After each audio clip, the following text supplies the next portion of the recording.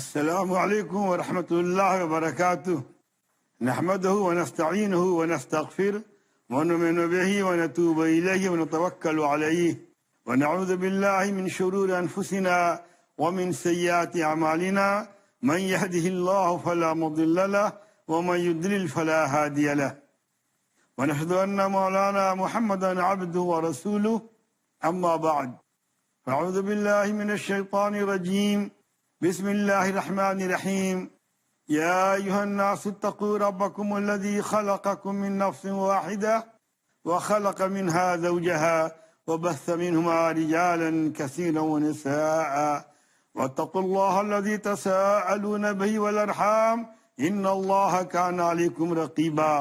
معزز ناظرین، خواتین و حضرات، اس مجلس میں آپ کے سامنے گفتگو کروں گا اسلام میں خواتین کا مرتبہ۔ میں نے سورہ نساء کی ابتدائی آیت پڑھی آپ کے سامنے، جس میں یہ بات کہی گئی ہے کہ اے لوگوں، اللہ کا لحاظ کرو، جس نے تم کو ایک جان سے پیدا کیا اور اسی سے اس کا جوڑا بنایا، اور ان دونوں سے اس نے بہت سے مرد اور عورتوں کو دنیا میں پھیلا دیا۔ لفظ اتقوا کا ترجمہ ڈر سے نہ کرتے ہوئے لحاظ سے کیا ہے۔ میں یہ بتانا چاہوں گا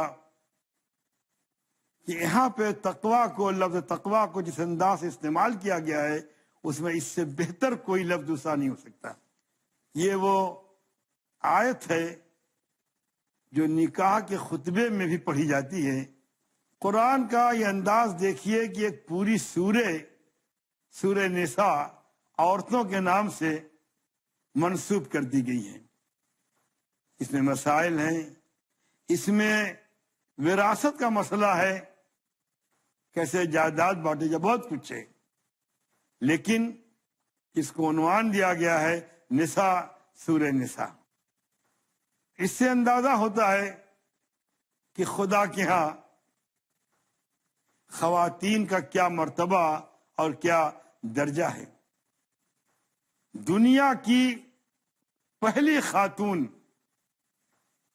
جو وجود میں آئی ہے، وہ عام تولیدی نظام سے ہٹ کر وجود میں آئی ہے۔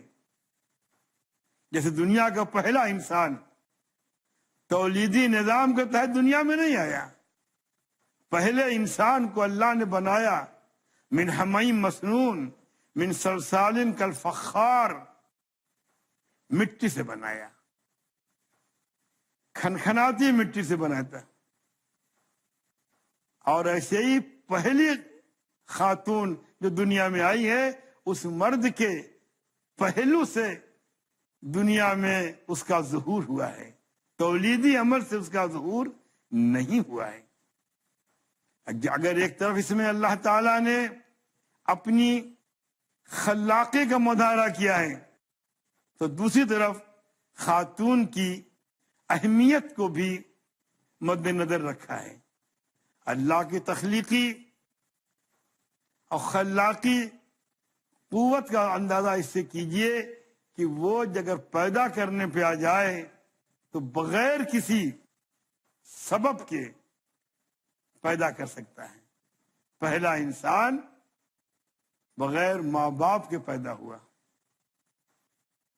پہلی عورت کی پیدائش میں کسی عورت کا حصہ نہیں ہے، وہ مرد کے پہلو سے پیدا ہوئی۔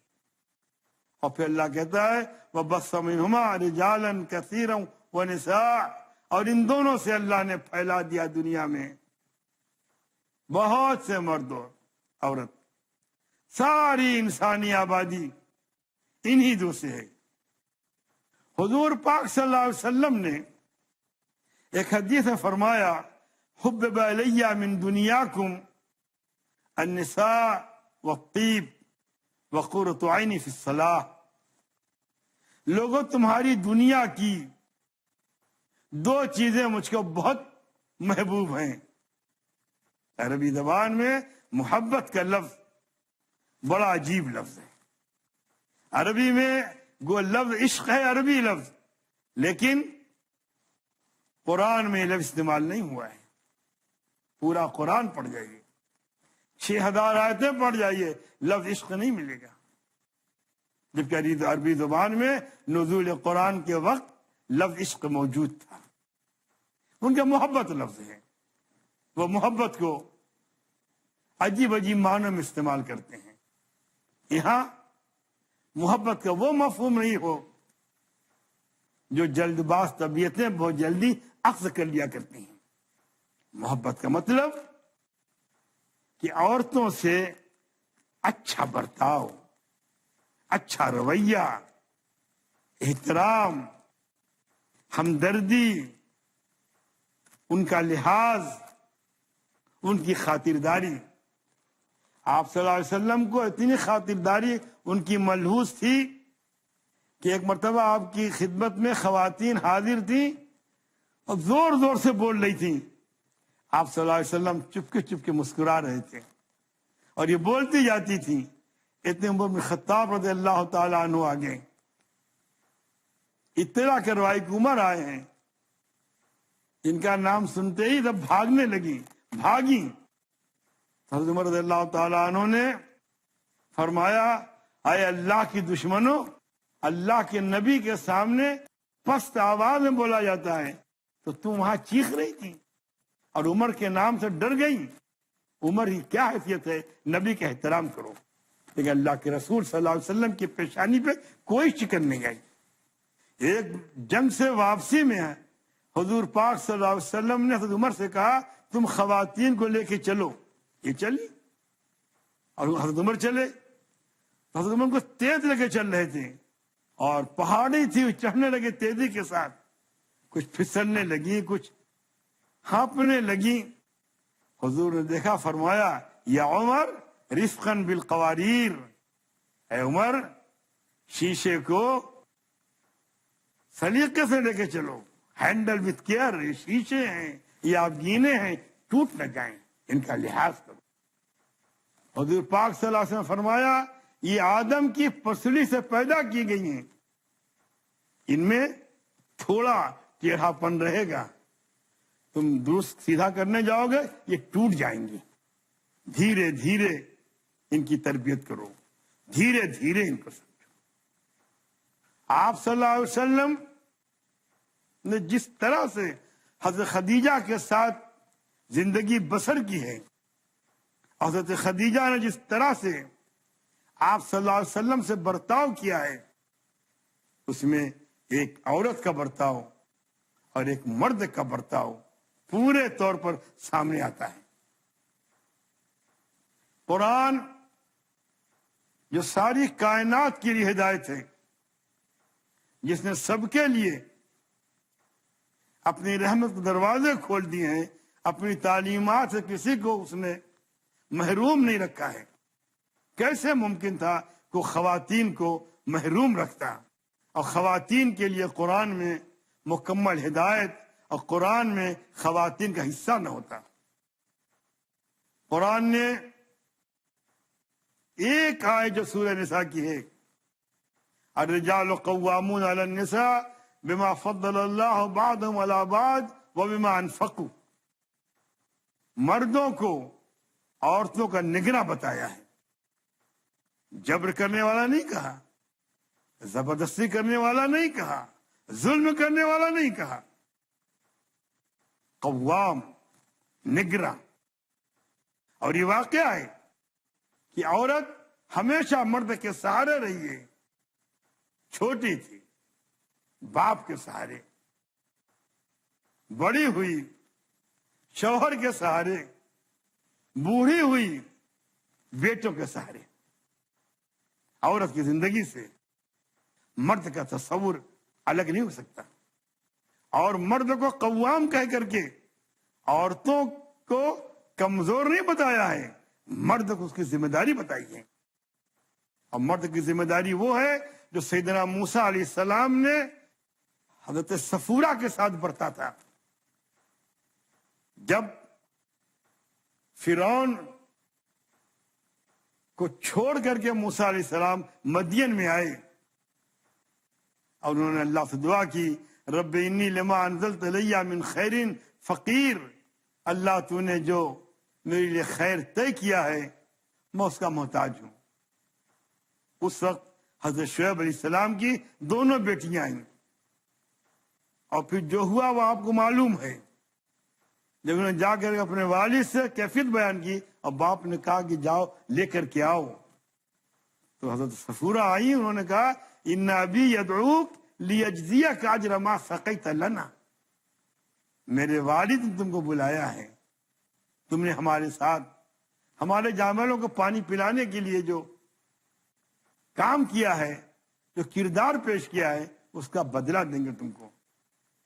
تو چلی حضرت موسیٰ نے فرمایا ٹھہرو، خود آگے ہوئے میرے پیچھے پیچھے آؤ۔ کیوں؟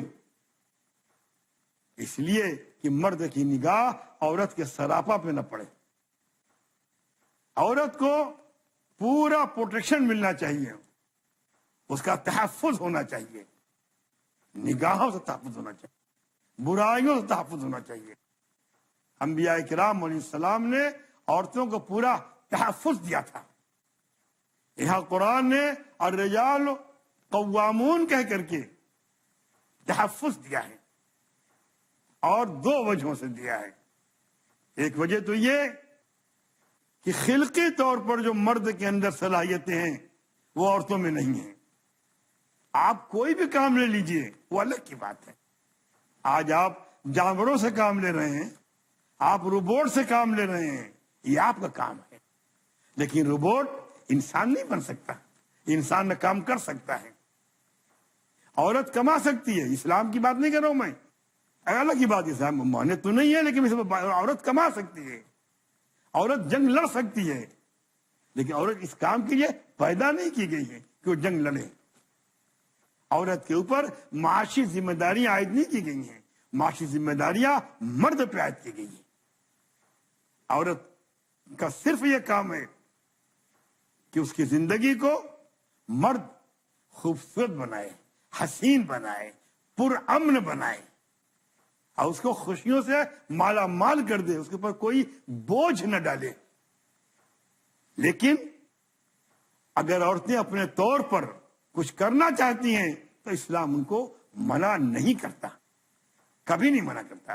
اور تاریخ میں ایسی خواتین گزری ہیں جنہوں نے بہت کچھ کیا ہے دنیا کے لیے، لیکن اپنی مرضی سے کیا، اپنے خود کیا ہے، اپنے فیصلے سے کیا ہے۔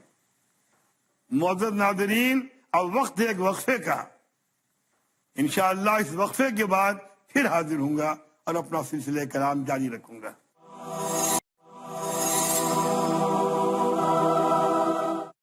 تہذیب کے نام پر عورتوں کو جو کچھ دیا گیا ہے سوائے دھوکہ کے، اس کی دوسری تعبیر نہیں ہو سکتی۔ آج کی تہذیب نے سب سے بڑا ظلم یہ کیا کہ عورت کے وجود کو مرد کے وجود میں ضم کر دیا، عورت کو مرد کے تابع بنا دیا، عورت کو مرد کا حصہ بنا دیا، جو کہیں سے بھی صحیح نہیں ہے۔ آج یہ رسم ہے کہ عورت کا نام شوہر کے نام سے شادی کے بعد جوڑ دیا جاتا ہے، اور اسے ہماری خواتین اپنا اعزاز سمجھتی ہیں۔ اس کا اثر یہ ہوتا ہے خاندان بدل جاتا ہے، عورت کا اپنا شخصی وجود خطرے میں پڑ جاتا ہے۔ اسلام نے ایسا کوئی قدم نہیں اٹھایا۔ دنیا میں محمد رسول اللہ صلی اللہ علیہ وسلم سے بڑھ کر کے کس کی ذات ہو سکتی ہے؟ آپ کی ازواج مطہرات میں سے کسی کو بھی آپ کے نام سے نہیں پکارا گیا۔ عائشہ بنت ابی بکر کل بھی تھیں، شادی کے بعد بھی ہیں، آج بھی ہیں۔ حفصہ بنت عمر کل بھی تھیں، شادی کے بعد بھی رہیں اور آج بھی ہیں۔ سودا بنت زمعہ شادی سے پہلے بھی تھی، شادی کے بعد بھی تھی اور آج بھی ہیں۔ فاطمہ بنت محمد ہمیشہ کہلائی گئی اور ہمیشہ رہی. ایسا نہیں ہوا کہ عائشہ محمد لکھا گیا ہو، ایسا نہیں ہے کہ خدیجہ محمد لکھا ہو گیا ہو. خدیجہ بنت خویلد باپ کے ساتھ بیٹی کے نام کی وابستگی پورے خاندان کے تحفظ کی ضمانت دیتی ہے.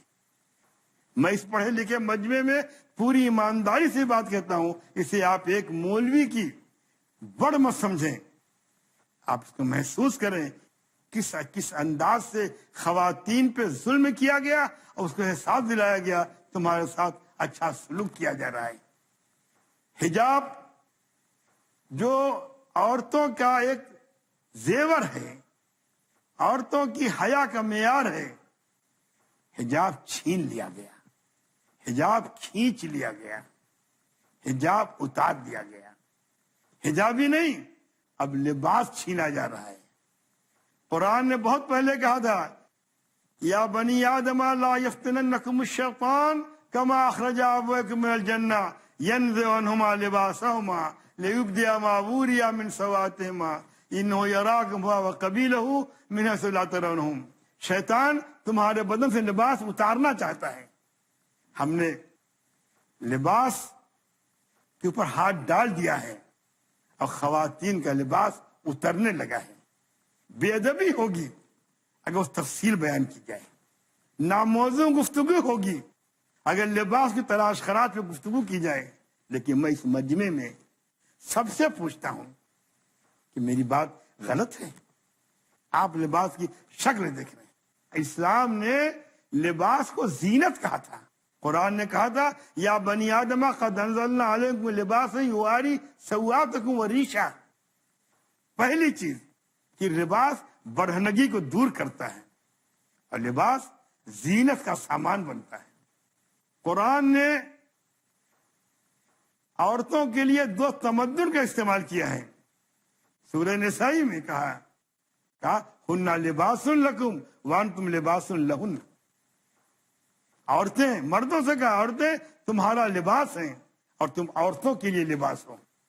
معلوم یہ ہوا کہ مرد کی ذمہ داری ہے کہ بیوی کے جذبات اور اس کے افکار ہی کا نہیں، اس کی روایات، اس کے طور طریقوں کا بھی پورا تحفظ کریں.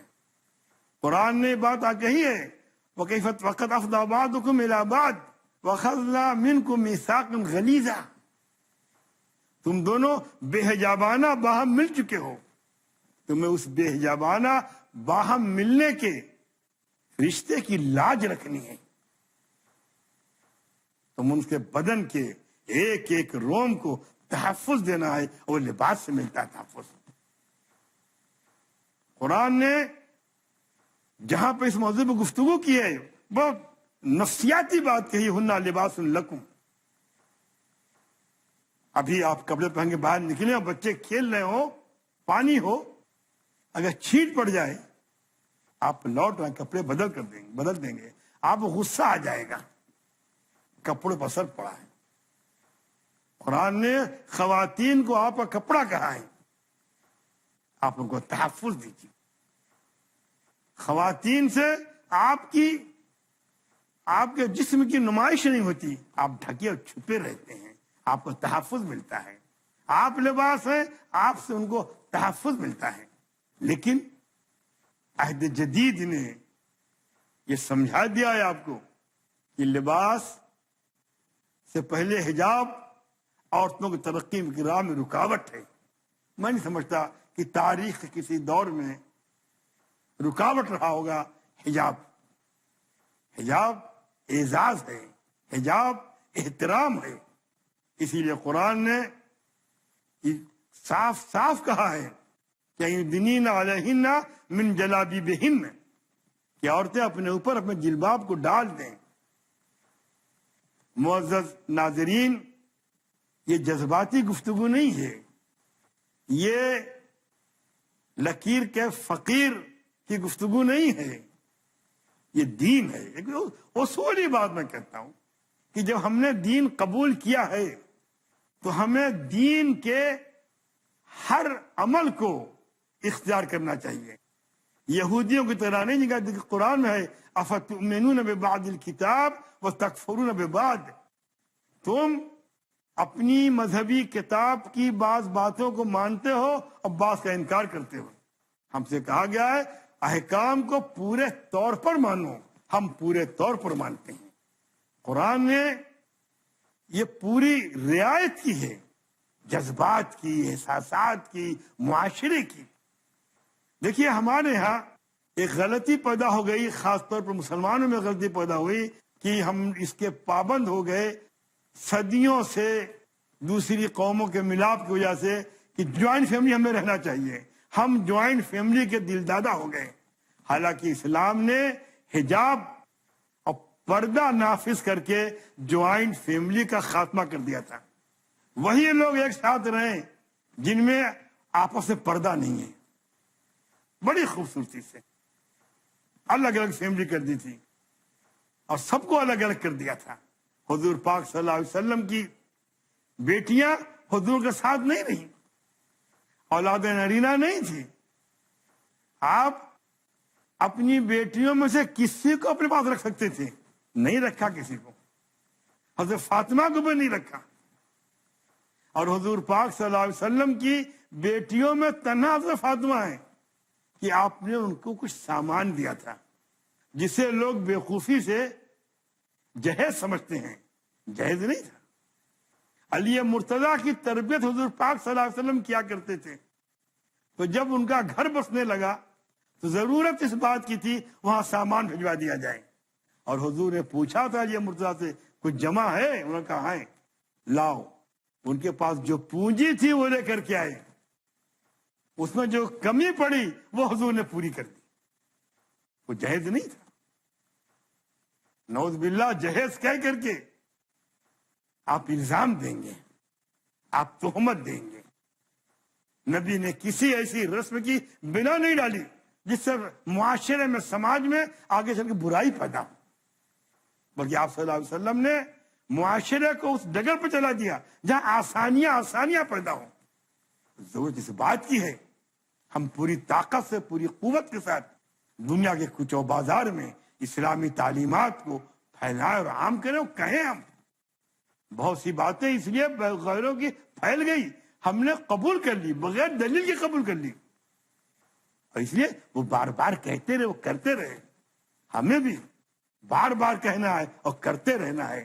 اللہ تعالی ہم میں اعمال خیر کی ہمیں توفیق دے اور ہم کو اپنے رسول صلی اللہ علیہ وسلم کی سنت پہ چلنے کی توفیق عطا فرمائے.